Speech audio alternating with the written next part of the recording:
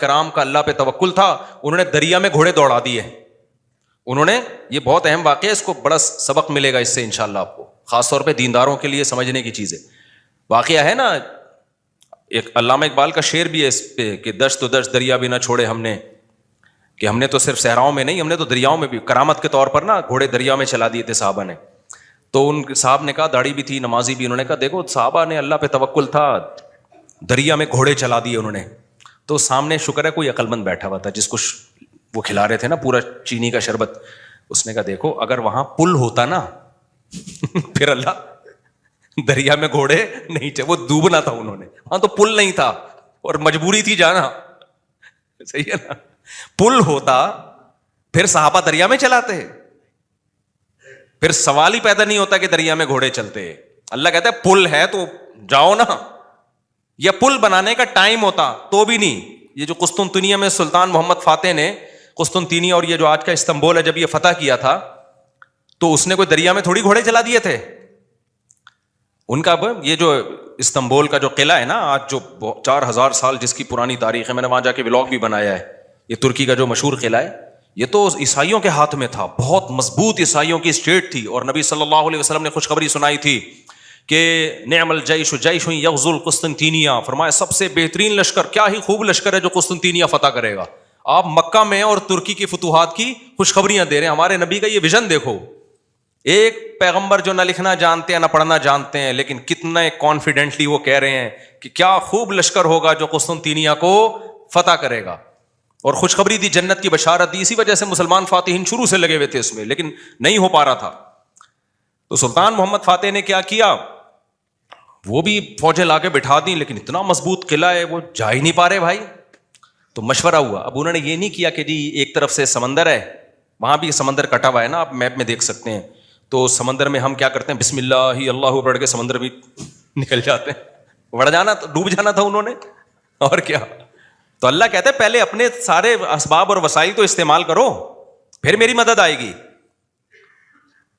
تو سلطان محمد فاتح نے مشورہ لیا, بھائی کیا کریں یار, یہ تو ناممکن ہے. پیچھے پورا یورپ تھا نا, وہاں سے بھی تو مدد آ رہی تھی ان کی, تو ناممکن تھا اسباب کی دنیا میں بھی. 600 سال ہو گئے, علاقہ ہی نہیں فتح ہو کے دے رہا. اب تو کچھ کرنا پڑے گا کہ نہیں کرنا پڑے گا, اب تو کچھ کرنا ہے بھائی. تو ماہرین بیٹھے, انہوں نے مشورہ دیا, استخارہ نہیں نکالا, خوب سمجھ لو, یہ استخارہ نکال کے دیکھتے ہیں فتح ہوگا تو ٹھیک ہے, نہیں تو واپس چلو. دیکھو وہ اسباب بھی اختیار کرتے تھے اور اللہ سے دعائیں بھی. سلطان محمد فاتح کے لشکر میں ہمیشہ کوئی نہ کوئی اللہ والے بزرگ اس وقت کے ہوتے تھے, ان کو صرف دعاؤں کے لیے لے کے جاتا تھا. وہ دیکھتا تھا نا ایک بزرگ ہیں, وہ لڑ نہیں سکتے, بوڑھے ہیں, کوئی بات نہیں حضرت, آپ ہماری صف میں ہوں گے, ذکر کریں گے اور اللہ سے دعائیں, کیونکہ اللہ تقوی اور ذکر پر مدد کرتا ہے.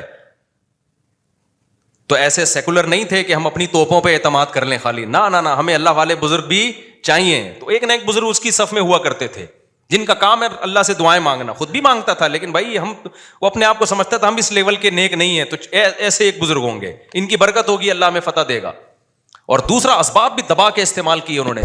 سلطان محمد فاتح نے جب دیکھا نا یہ اتنا بڑا قلعہ اور اتنی چوڑی دیوار, میں نے وہ ولاگ پہ آپ دیکھ لیں, اس پہ اتنی چوڑی دیوار ہے بھائی, اس پہ تو پوری بیل گاڑیاں چلتی تھی دیوار کے اوپر, امپاسبل, ناممکن اس کو فتح کرنا. تو سلطان محمد فاتح نے بزرگ بھی رکھے اپنے پاس, اللہ اللہ بھی ہو, ذکر بھی ہو, اور پھر اپنے انجینئرز کو آرڈر دیا, دنیا کی سب سے بڑی توپ بنائی اس وقت اس قلعے کو فتح کرنے کے لیے, جس کو دیکھ کے آدمی, وہ توپ میں دیکھ کر آیا ہوں اس کا ڈیزائن, یا شاید وہی توپ رکھی ہوئی, مجھے یاد نہیں ہے. اتنی بڑی توپ بنائی ہے نا, اس سے جو لوہے کا گولا نکلے گا تو دیوار میں کچھ ہلائے گا تھوڑا سا, وہ دیوار کچھ ایسے, جب 1000-2000 گولے نکلیں گے تو شاید دیوار میں کچھ دراڑ آ جائے.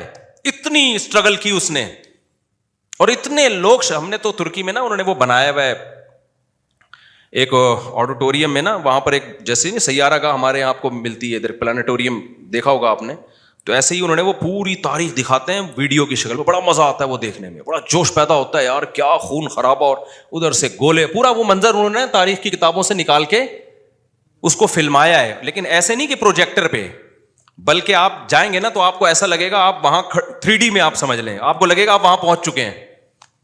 وہ ایسا چیخیں نکلتی ہیں یار وہ منظر دیکھ کے, ایسے تھوڑی پیڑے کھائے ہیں مسلمانوں نے یار, پوری دنیا پہ حکومتیں کی ہیں, آج بیٹھے ہیں وزیر اعظم بن نہیں رہا, صحیح ہے نا. بہت محنتیں کی ہیں. مسلمانوں کا ماضی بڑا خدا کی قسم شاندار تھا. میں بار بار کہتا ہوں نا, ایک گورے کی ویڈیو بھی میرے موبائل میں پڑی ہوئی ہے.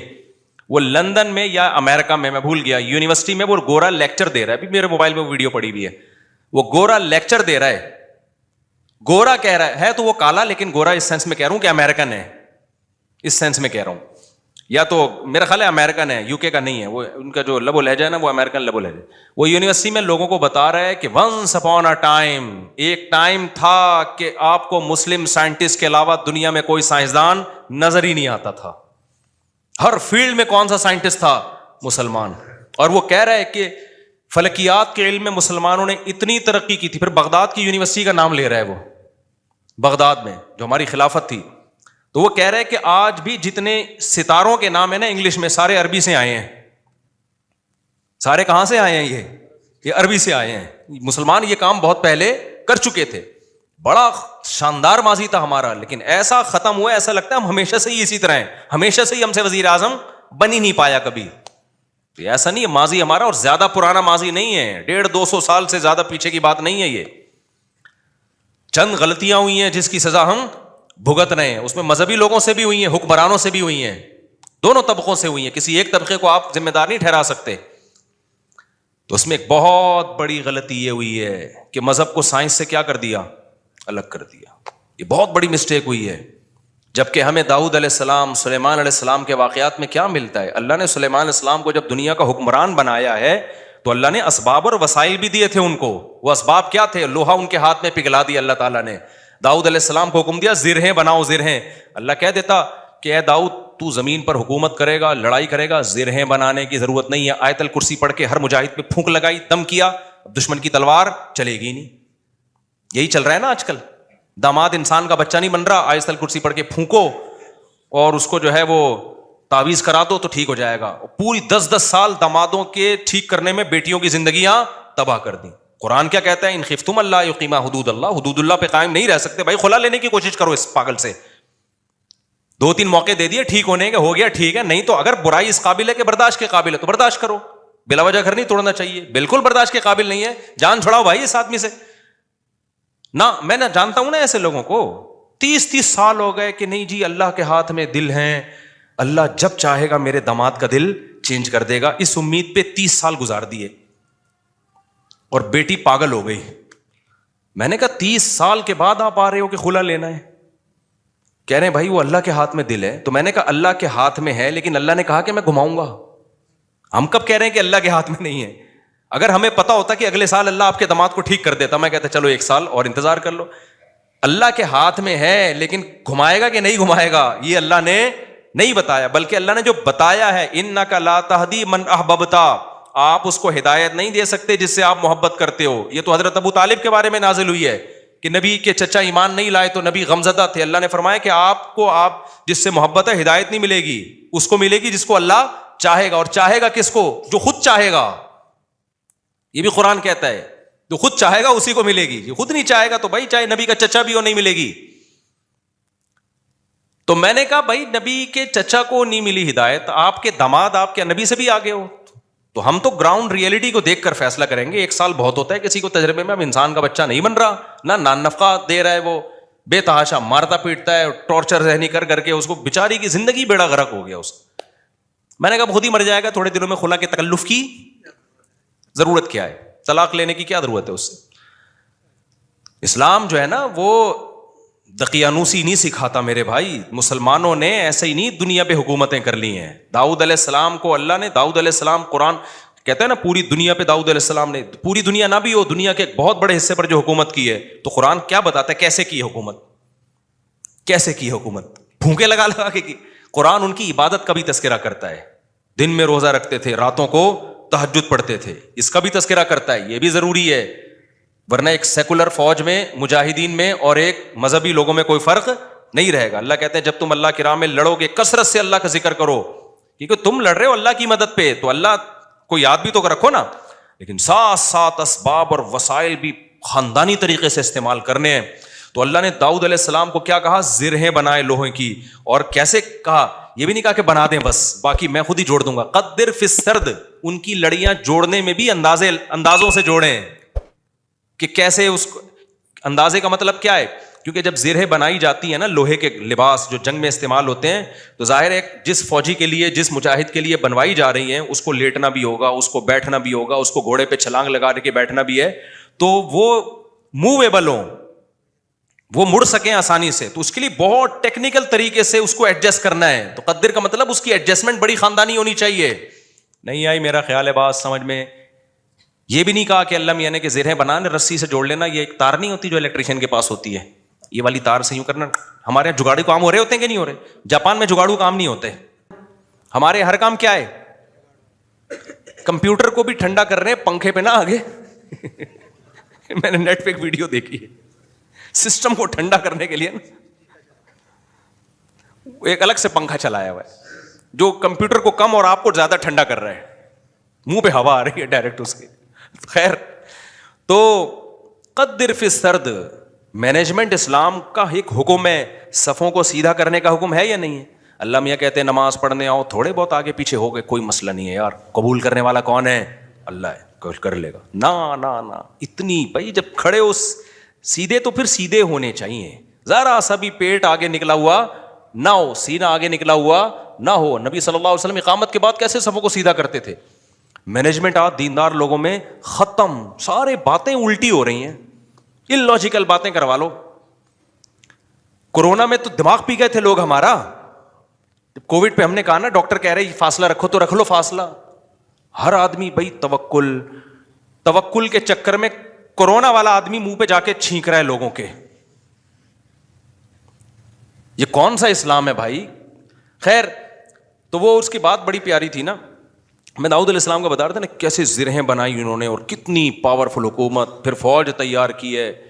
پھر سلیمان علیہ السلام کو آپ دیکھ لو, ان کا تخت تھا, ہیرے جواہرات تھے, اور کیسا تاج تھا ان کا, یہ بھی بھرم کے لیے. تو اس میں ہمیں یہ بھی ملتا ہے کہ اگر بھرم ڈالنے کے لیے آپ کو اچھی ڈریسنگ کرنی پڑے اور خاندانی لائف اسٹائل ہو تاکہ سامنے والے پہ بھرم اچھے پڑیں, تو یہ بھی شریعت کا حکم ہے. جیسے حضرت معاویہ رضی اللہ تعالیٰ عنہ کا بڑا شاہانہ لباس تھا, تو کسی نے حضرت عمر کو شکایت لگائی کہ یہ گورنر بنے اور اتنا بہترین خوبصورت لباس پہن کے چلتے ہیں پھرتے ہیں, یہ تو دنیا سے محبت کی علامت ہے. حضرت عمر تو پھٹے پرانے کپڑے پہنتے تھے, پیون زدہ کپڑے پہنتے تھے. تو حضرت عمر نے خط لکھا, بھائی یہ کیا شکایت ہے؟ حضرت معاویہ نے فرمایا یا رسول اللہ, میں جن لوگوں پہ حکومت کر رہا ہوں, یا امیر المومنین, میں جن لوگوں پہ حکومت کر رہا ہوں نا, ان کی نظر میں مفہوم بیان کر رہا ہوں, ان کی نظر میں لباس کی بڑی ویلیو ہے. یہ مجھے ویلیو نہیں دیں گے اگر میں غریبوں والا لباس پہن کے گھوموں. تو یہ سیاست تھی ان کی, اور یہ حقیقت ہے کہ آپ کا سب سے پہلا امپریشن کس کا پڑتا ہے؟ آپ لباس کا پڑتا ہے. آپ کے لائف اٹھنے بیٹھنے کا اسٹائل کیا ہے آپ کا, وہی آپ کے کپڑے میں 10 قسم کے پیوند لگے ہوئے ہوں, اگلا کہے گا ابے بھائی یہ تو شاید ان کے پاس پیسے ہی نہیں ہے تو ہم سے کیا لڑیں گے یہ, ٹھیک ہے نا. تو لڑائی کے لیے ظاہر حضرت معاویہ کے پاس جب دشمن کے وفود آیا کرتے تھے تو ان کی ڈریسنگ دیکھ کے ان کو اندازہ ہو جاتا تھا بھائی یہ چھوٹے لوگ نہیں ہیں.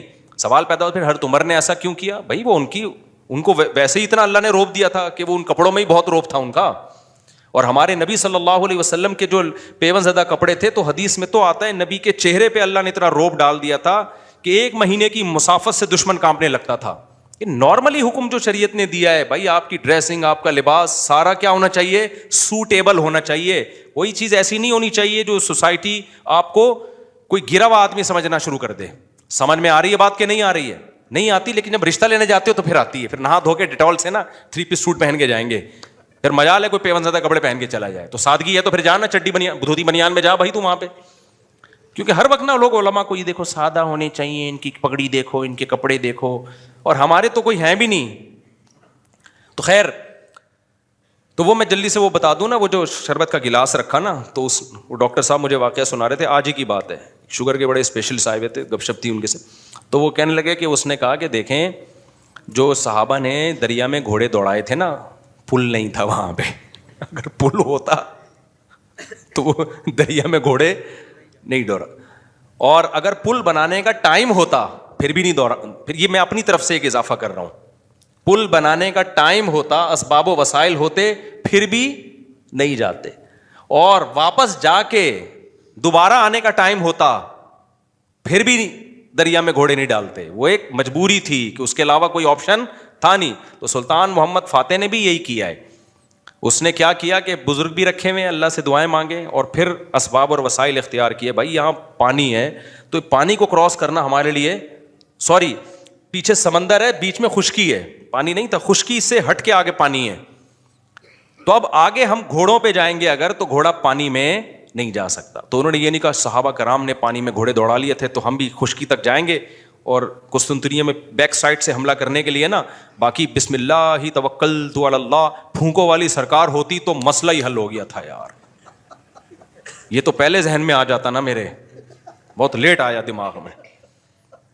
ایک شف سرکار حضرت وہ سلطان محمد فاتح اپنے پاس رکھتا شف, اور پورا قسطنطنیہ ہی بڑھ جاتا پورا. ابھی جو الیکشن میں ہوا ہے نا, آپ کو پتا ہے نا, جو ووٹنگ ہو رہی تھی, فلاں جیت رہا ہے, میم بنائی پاکستانیوں نے, اوپر جا رہا ہے اوپر جا رہا ہے, شف ایک دم وہ نیچے ہوا, بڑی ٹائٹ میم بنائی ہے کہ الیکشن میں یہی ہوا ہے. بندہ کون جیت رہا ہے, ایک دم شف کر کے شف, فوراً نیچے. ایسے ہی رپورٹیں چینج ہو رہی تھی نا الیکشن کی, جو لوگ ٹی وی کے آگے یا خبروں میں بیٹھے ہوئے تھے. تو پاکستان میں ایک سرکار ہے جس کو سچی مچی کی شف سرکار ہے, وہ تو عز منتشا وہ تو ذل منتشا. تو اس لیے جو سیاستدانوں میں جو سمجھدار لوگ ہیں نا, وہ اس جو پاکستان کی جو اصل شف سرکار ہے نا, اس سے بنا کے رکھتے ہیں. ٹھیک ہے کہ ہم بے شک ایک ووٹ بھی نہ ملا, جب انہوں نے کہا شف فوراً ہم کہاں چلے جائیں گے, اوپر. تو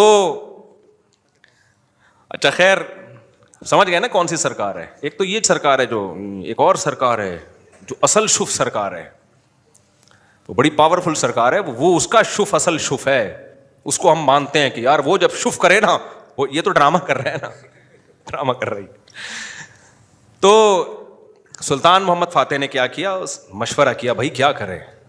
مشورہ یہی طے ہوا کہ یار کچھ نہ کچھ تو کرنا پڑے گا. تو ایک ماہر نے مشورہ دیا کہ دیکھو ہم جو ہمارے بحری جہاز ہیں, وہ کشتیاں بہت بڑی بڑی تھیں, جہاز نمائی تھیں وہ, تو ہم ان کو جب تک خشکی پہ چلا کے آگے پانی تک نہیں پہنچائیں گے نا, تو ہم یہ قلعہ کبھی بھی فتح, مزید 600 سال لگ جائیں گے ہمیں, ناممکن ہے. ہمارے پاس اب ایک ہی آپشن ہے, جانیں ضائع ہو رہی ہیں, روز تیر اندازی ہو رہی ہے, لوگ ڈیلی بیسس پہ شہید ہو رہے ہیں, اور پہلے بھی کئی حملے ناکام ہو چکے ہیں, تو اب یہ رسک لینا پڑے گا, آر یا پار. اب یہ بہت مشکل کام تھا. کیوں؟ رات میں لوگ سو رہے ہیں, راتوں رات آپ نے یہ کرنا ہے. اب خشکی پہ کیسے چلائیں بھائی پانی, یعنی اس جہازوں کو؟ تو اس کا طریقہ یہ ہے کہ جتنے جانور ہیں نا, اونٹ, گائے, دمبے, سب ذبح کر دو اور سب کی چربی کو پگھلا کے زمین پہ ڈال دو. اور یہ صبح صادق سے پہلے پہلے کام کیا ہو جانا چاہیے, ختم. اور اس کے بعد یہ کشتیاں رکھ کے نا, لکڑیاں رکھ کے ان کو دھکے دیں گے, کیونکہ ورنہ کون لے جا سکتا ہے, کیونکہ اگر دھکے دے دے کے تو ناممکن ہے نا خشکی پہ آپ کسی ایک چھوٹی سی لانچ کو دھکا دینے کی کوشش کرو, کوئی بھی نہیں دے سکتا. تو ہوگا یہ, اور دیں گے بھی اتنا ٹائم لگ جائے گا کہ دشمن تو دیکھ لے گا بھائی یہ لوگ تو یہاں سے آئے, تو راتوں رات یہ کام کرنا ہے. کتنا بڑا, یہ گوروں نے ہسٹری میں لکھا ہے کہ ایسا کام کیا ہے جس کا تصور نہیں تھا. اتنی محنت خرچ ہوئی ہے اس کے اوپر. کیا موٹی موٹی توند اور موٹے موٹے پیٹ ہوتے اگر اس وقت مسلمانوں کے, اور صبح و شام بریانی اور قورمے کے ڈھکن کھل رہے ہوتے, اور تیجے کے نام پہ, 40ویں کے نام پہ, شب برات کے نام پہ یہ سب چیزیں کھا رہے ہوتے, تو یہ کر لیتے؟ بولتے کیوں نہیں؟ میں بار بار کہتا ہوں, کسی بڑے پیٹ والے کا مذاق اڑانا مقصد نہیں ہے. کچھ لوگوں کا نیچرلی پیٹ بڑا ہوا ہوتا ہے, وہ تو قدرت کی طرف سے, وہ صحابہ میں بھی تھا, بڑے بڑے بزرگوں میں تھا. لیکن یہ جو کھا کھا کے توندیں نکل رہی ہیں نا, زیادہ کھا کھا کے, یہ بہت برا عمل ہے. نبی صلی اللہ علیہ وسلم کی بخاری کی حدیث ہے, اس امت میں سب سے پہلی جو برائی آئے گی نا, جھوٹ اور بڑے پیٹ, موٹاپا. یہ حدیث ہے صحیح. تو قدرتی طور پر کسی کا پیٹ بڑا ہے تو ایک الگ بات ہے. تو اب انہوں نے کیا کیا, فوراً وہ ساری جانوروں کو رات کو, بھائی اب یہ اس کے علاوہ کوئی آپشن ہمارے پاس نہیں. پھر اللہ سے دعائیں بھی مانگ رہے ہیں, دعائیں بھی مانگ رہے ہیں کہ اللہ ہمارے بس میں جو تھا ہم نے کر دیا. تو وہ پگھلا کے پورا فرش بنایا راتوں رات. جو عیسائیوں کی اسٹیٹ تھی, ان کے تصور بھی نہیں تھا کہ یار کوئی کسی کا دماغ یہاں بھی جا سکتا ہے, کسی کا دماغ یہاں بھی جا. کتنی محنت کی ہوگی انہوں نے. اس وقت کاش ویڈیو کیمرے ہوتے نا, وہ فلما لیتے یہ ساری چیزیں. پھر وہ راتوں رات کشتیاں لے جا کے نا اس پہ سب کو پار کیا, پانی میں اتار دیا. صبح صادق سے پہلے وہ بہت بڑی فوج مجاہدین کی وہ پیچھے سمندری جہازوں پہ سوار ہو چکی تھی. صبح صادق سے پہلے یہ کام ہو چکا تھا. اور پھر بیک سائڈ سے نا پانی پہ اترے وہ لوگ, اور پھر انہوں نے حملہ کیا. وہ عیسائیوں کو تو انہوں نے تو آگے دیکھ رہے ہیں نا, وہ ان کو کیا پتا پیچھے سے بھی کوئی حملہ کر سکتا ہے. ادھر سے انہوں نے تیر اندازی کی ہے, ادھر سے پیچھے سے حملہ کیا. وہ تو حیران ہو گئے, یار یہ بندے آئے کہاں سے ہیں یہ لوگ, بیچ میں تو خشکی ہے, اس میں تو جہاز آ ہی نہیں سکتا. یہ اسٹرگل اور یہ محنت کرنی پڑتی ہے بھائی, پھر قومیں بنتی ہیں. وہ زوں سے نہیں بن جاتی خالی قومیں, سمجھ رہے ہو. ابھی چھوڑو یہ, پھر یہ زوں کاٹ دینا یار, ایک میم ہے, پھر وہ اچھا نہیں ہے. تو وہ ہے نا, میں جاپان گیا, زوں, وہ دیکھا ہے آپ لوگ؟ ابے نہیں, آپ لوگ میمز نہیں دیکھتے آپ لوگ, مجھے لگتا ہے. خیر, ہمارے سابق وزیر اعظم کا بیان آیا تھا کہ میں جاپان گیا, زوں آواز آئی, پھر میں جاپان گیا, زوں آواز آئی. تو ایسے بنتی ہیں قومیں, زوں. اس پہ لوگوں نے بڑی میمز, یہ کٹ کر دینا وہ, ورنہ پھونکو, جو ہماری سرکار جو اصل پھونک والی ہے وہ مسئلہ. اچھا خیر, تو خیر, تو یہ ہے اسباب. اب موسیٰ علیہ السلام جب آگے دریا کے آگے آ کے کھڑے ہوئے ہیں, تو اگر وہاں پل ہوتا تو پھر لاٹھی کو حکم ہوتا کہ سمندر پہ ماریں اور وہ 12 چشمے, اس سے 12 راستے بن جائیں, پھر ہوتا. اللہ میں کہتے ہیں پل سے جاؤ بھائی. یا واپسی کا آپشن بھی اگر ہوتا نا کہ بھائی فرعون پیچھے سے آ رہا ہے, آگے راستہ نہیں ہے, تو یہ والا راستہ یہاں سے, تو بھی یہ نہ ہوتا, یہ والے راستے سے جائیں. جب تک اسباب اختیار کرنا ممکن ہوتا ہے, اللہ کی آسمانوں سے مدد نازل نہیں ہوتی. اللہ کہتے ہیں پہلے پورے اسباب تم نے اختیار کرنے ہیں, اس کے بعد پھر میں جہاں تم ختم ہوگا وہاں سے میں شروع ہوں گا. ہم لوگ کچھ کرنے سے پہلے ہی ڈائریکٹ کہاں استخاروں پہ چلے جاتے ہیں, ڈائریکٹ. تو اس میں ایک بات خوب یہ بھی اچھی طرح سمجھ لو کہ آج کل نا, ایک تو لوگوں میں توکل ویسے ہی نہیں ہے, اللہ پہ اعتماد نہیں ہے, اور پیسوں کے پیچھے بھاگتے رہتے ہیں. لیکن کچھ لوگوں میں غیر ضروری توکل بھی آ جاتا ہے. علماء نے لکھا ہے اگر آپ کو اللہ نے مالی وسائل دیے, میں نے بہت لوگ دیکھے ہیں جاب گئی اور روڈ پہ آ گئے, ایک دم برباد ہو گئے. وہ کاروبار کروڑوں کا بزنس چل رہا تھا, کوئی نقصان ہوا. ابھی کچھ دن پہلے ایک بندہ ملا, کروڑوں روپے میں کھیلا تھا, پولٹری فارم کا اس کا بزنس تھا پشاور میں. تو کہہ رہا ہے یار کوئی بیماری آئی, ساری مرغیاں مر گئیں اور میں دیوالیہ نکل گیا, میرا ڈپریشن میں چلا گیا. میں نے کہا میرے بھائی ایسا کام کیا کیوں آپ نے, کیا آپ کو پتا نہیں ہے مرغیاں بیماریاں آتی ہیں؟ کہہ رہے آتی ہیں لیکن میں تو ویکسین ہوں. میں نے کہا کیا آپ نے تحقیق نہیں کی کہ ویکسینیشن کے بعد بھی بعض دفعہ ساری مرغیاں مر جاتی ہیں؟ تو کچھ تو آپ کو رکھنا چاہیے تھا نا. اس لیے علماء نے بیان کیا ہے بھائی کوئی بھی بزنس کر رہے ہو, کوئی بھی جاب کر رہے ہو, کم سے کم 1 سال کا جو ہے نا نان نفقہ سنبھال کے رکھو کہ اگر میں جاب لیس ہو گیا تو 1 سال میں اتنا کما لوں, 1 سال کا میں اتنے اپنے پاس ریزرو رکھوں کہ کم سے کم 1 سال میں اپنی بیوی بچوں کو کھلا سکوں, اور اس دوران میں کوئی دوسرا کاروبار کر سکوں, کوئی دوسری جاب تلاش کر سکوں. ہاں اس سے بہت زیادہ 10 سال کی 20 سال کی پلاننگ پھر یہ توکل کے خلاف ہے. لیکن 1 سال 2 سال 1.5 سال کچھ تو کرے نا آدمی. نہیں جی جس اللہ نے آج کھلایا کل بھی کھلائے گا. تو اگر اللہ نے اس طرح سے وعدہ کیا ہوتا تو پھر لوگ روڈوں پہ کیوں بیٹھے ہوئے ہوتے, جھونپڑوں میں کیوں سو رہے ہوتے؟ فوراً ایک آیت پڑھ لیتے ہیں, وما من دابۃ الا علی اللہ رزقها, ہر کا اللہ نے روزی دینے کا وعدہ کیا. اللہ نے وعدہ کیا ہے لیکن آپ پورے اسباب اور وسائل اختیار کرو گے. ہاں ہوس نہ کرو جیسے جمع کر کے لوگ پاگل ہوئے ہیں, یہ غلط ہے. لیکن ایسا توکل جائز نہیں ہے کہ آپ جو ہے وہ جو اللہ نے اسباب اور وسائل رکھے ہیں اس سے بھی کو بھی آپ اگنور کرنا شروع کر دو. حالات کا کچھ پتہ نہیں ہوتا. مولانا تھانوی رحمہ اللہ تعالیٰ تو بہت توکل والے تھے لیکن اس میں بہت حساس تھے. وہ کہ جب زبان سے جو منہ سے نوالا چھنتا ہے نا, ایمان بھی جاتا ہے آج کل لوگوں کا. ایک روایت ہے, اگرچہ روایت ضعیف ہے لیکن وہ قاد الفقر ان یکون کفرا او کما قال صلی اللہ علیہ وسلم, فرمایا فقر و فاقہ بعض دفعہ کفر تک پہنچا دیتا ہے. عورتیں اپنی عزتیں بیچنے پہ آ جاتی ہیں فقر و فاقہ کی وجہ سے. تو ایسا توکل نہیں کیا جائے. تو اتنا کم از کم اپنے پاس ہو کہ بھائی کل آپ اگر خدا نخواستہ بے روزگار ہو جاتے ہیں, اور یہ کہ آپ نے مرغیوں کا پولٹری فارم کھولا ہوا ہے اور فرض کر کے بیٹھے ہوئے ہیں کہ چونکہ میں نے اللہ سے تہجد میں دعا مانگی ہے اب ان پہ کوئی بیماری نہیں آئے گی. بھائی دعا بھی مانگو, بیماریوں سے میرا تو پورا دیکھو نا, ابھی 35 مرغیاں مر گئیں میری. ایک بیماری آئی تو ایک دم جنازے اڑو, چھوٹی سی میری غلطی تھی لیکن وہ 2.5 سال سے مری نہیں تھی, اب مری ہیں تو ٹک ٹک ٹک کچھ بچ گئی ہیں الحمدللہ, ساری نہیں مری ہیں. کیونکہ ہمارے گھر ہی کے چوزے تھے جو بڑے ہو گئے.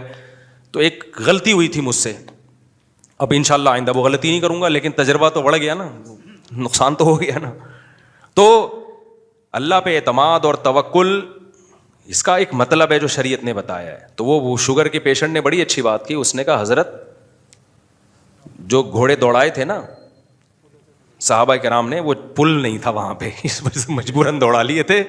تو اللہ میاں نے مجھے کھانے کی اتنی چیزیں دی ہیں کہ میں بھوک سے مر نہیں رہا ہوں. اگر مر رہا ہوتا تو جان بچانا فرض تھی, پھر میں یہ شربت کا گلاس اللہ پہ توکل کر کے پی لیتا, کہ فی الحال تو جان بچاؤ, پھر دیکھیں گے شوگر کہاں جا رہی ہے کہاں نہیں جا رہی, یا اور چیزیں جو ہے وہ میرے لیے دنیا میں ختم ہو گئی ہیں, یا شوگر سے میں نے مرنے کا ارادہ ہی کر لیا ہے, خودکشی کا ارادہ ہی کر لیا ہے, تو پی لوں گا. تو کبھی بھی اس طرح کے یہ بے موقع توکل ہوتا ہے.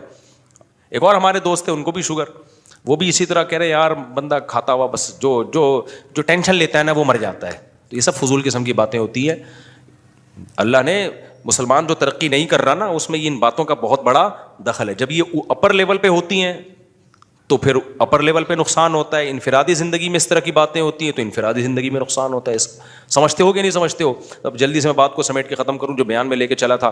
تو اللہ نے کیا فرمایا, تدعو من ادبر وتولی. تو اللہ کے حکم کی جو آرڈر ہے نا, اللہ کا جو آرڈر ہے, اس کی ویلیو اس لیے بھی ہے کہ وہ صاحب کمال اور صاحب قدرت ہے. اس کی ویلیو اس لیے بھی ہے کہ جتنا وہ ہمارا قریب ہے اتنا ریلیشن ہمارا کسی اور سے نہیں ہے. دیکھو ماں باپ سب سے زیادہ قریب ہوتے ہیں, تو ہمیں ماں باپ دینے والا کون ہے؟ اللہ ہے. اللہ کہتے ہیں هو اعلم بکم اذ انتم اجنۃ فی بطون امہاتکم. تم جب اپنی ماں کی پیٹ میں جنین تھے, جنین کہتے ہیں چھپے ہوئے, جب تمہارے ماں باپ بھی تم کو نہیں جانتے تھے, وہ اس وقت سے تمہیں جانتا ہے, اس وقت سے تمہیں جانتا ہے. تو اللہ سے زیادہ انسان کا ریلیشن کسی کے ساتھ نہیں ہے. تیسری چیز اللہ کہتے ہیں جتنے میرے احسانات ہیں, تیسری چیز احسان ہوتا ہے نا جس کی وجہ سے ہم کسی کے آرڈر کو مانتے ہیں, میرے احسانات جتنے زیادہ ہیں اتنے تو یعنی اللہ کہتے ہیں میرے احسانات کو نا تم قلم سے لکھنا شروع کرو, پوری دنیا کے درخت قلم بن کے گھس کے ختم ہو جائیں گے, اور سمندروں کی سیاہی ان قلموں میں استعمال ہو کے ختم ہو جائے گی. اور وَإِن تَعُدُّوا نِعْمَتَ اللَّهِ لَا تُحْصُوهَا. اللہ کی نعمتوں کو لکھنے بیٹھو گے, قلم گھس کے ختم, اور سمندر کی سیاہی ختم, اللہ کی نعمتیں ختم نہیں ہوں گی. اور ایک ایک نعمت اتنی پاورفل ہے نا, کروڑوں خربوں میں بھی وہ سستی ہے. ایک آنکھ کی نعمت دیکھ لو, آپ کے پاس 1 کروڑ روپے ہو, خون پسینے کی کمائی ہو, ایک بندہ کہ کروڑ دے یا آنکھیں دے, کیا دو گے آپ؟ آپ کروڑ روپے ڈاکوؤں کو دے رہے ہوتے ہیں نا جان بچانے کے لیے, ڈاکوؤں کو دے نہیں رہے ہوتے صبح شام کے جان بچے یار. آنکھوں کی نعمت ہے, سننے کی نعمت ہے, چکھنے کی نعمت ہے, ہر نعمت, اتنی قیمتی نعمتیں, ایک ایک نعمت جو اللہ نے انسان کو اس کی باڈی میں جو نعمتیں لگا دی ہیں, اتنی قیمتی نعمتیں ہیں. تو یہ اللہ کے احسانات ہیں.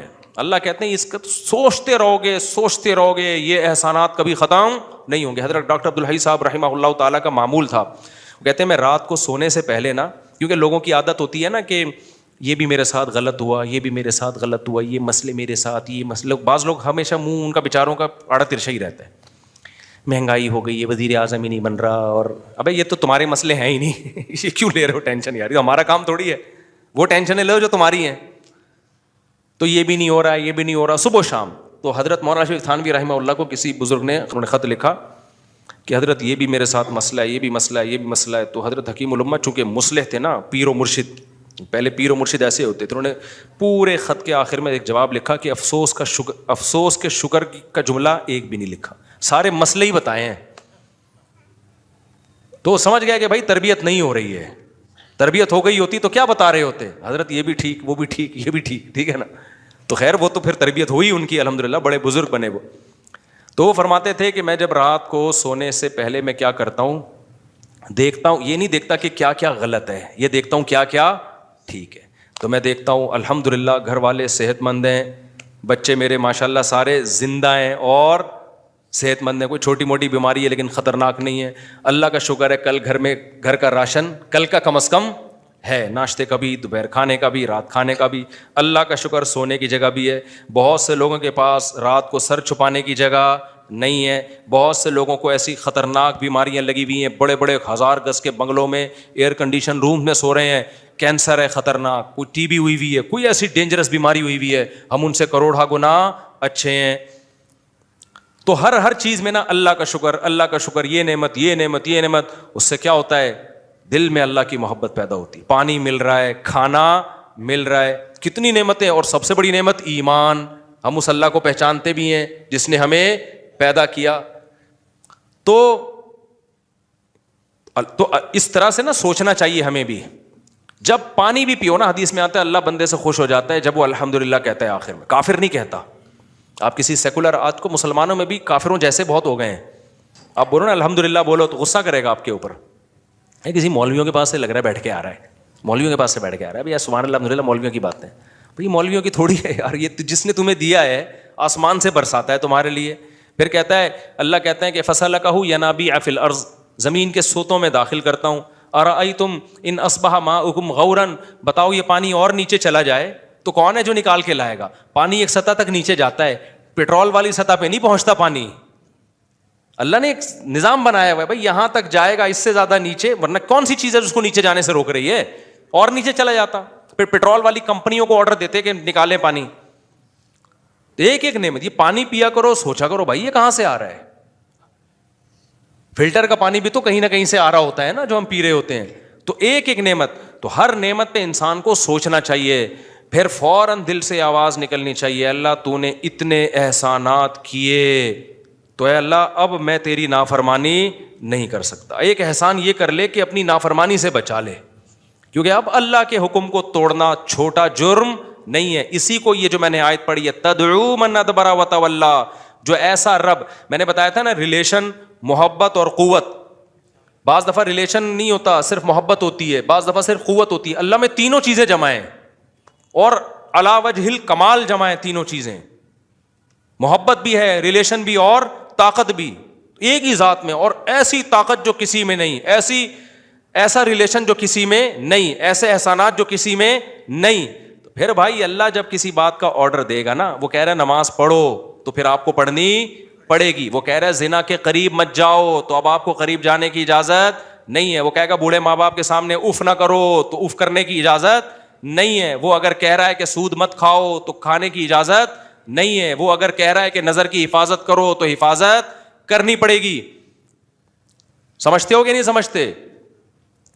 تو سب سے پہلے تو نماز ہے, وہی انسان وہی سیدھی نہیں ہو رہی, آج وہی سیدھی نہیں ہو رہی. تو یہ سارے کام کرنے پڑیں گے, یہ آپشنل نہیں ہے, اور یہ چھوٹا جرم نہیں ہے. اسی کو اللہ نے کہا تدعو, یہ اس کو بلائے گی جو اللہ کے حکام سے منہ موڑے گا. تو اس لیے اللہ کا دعویٰ برحق ہے. عقل مند لوگ اس دعوے کو مان لیتے ہیں اور اللہ کے حکم کو پورا کرنا شروع کر دیتے ہیں. کہیں کوتاہی ہو تو اللہ کہتے ہیں میں غفور رحیم ہوں, توبہ کرو. ایسا نہیں ہو کہ بس ذرا سی غلطی ہوئی پکڑ کے جہنم میں پھینک دوں گا, نہ, توبہ کا موقع دیتا ہوں, توبہ کرو. تو اور کیا رہ گیا بھائی, اب کیوں نہیں شریعت پہ چلے انسان ہے بھائی؟ جب وہ کہہ رہے کہ آنے کی کوشش کرو, سیدھے راستے پر آؤ, غلطی ہو رہی ہے معافی مانگو. اور اللہ کو معاف کرنا کیا ہے, پسند ہے. معاف کرنا بھی اس کو اچھا لگتا ہے کہ چلو غلطی ہوئی ہے تو بھاگو تو نہیں نا مجھ سے, صحیح ہے نا. غلطی ہو گئی ہے, آدم علیہ السلام سے ہو گئی تھی, توبہ کی نا, روئے اللہ کے سامنے, تو تم سے ہو جائے تم بھی رو دو.